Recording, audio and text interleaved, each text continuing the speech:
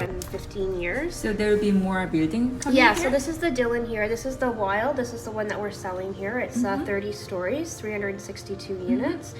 The 4 red are additional Chestnut Hill projects that are coming. Okay. So there's going to be 2 on Viewmart and 2 on Marlee. Okay. And then the additional gray are 8 active applications from other developers. So that's going to be a huge change in the area. Wow. The TTC or the subway is just right here. Right. So it's like literally a 2-minute walk. Yeah. So access is very. So this whole area is going to be bringing in about 12,000 new residents. 2-bedroom.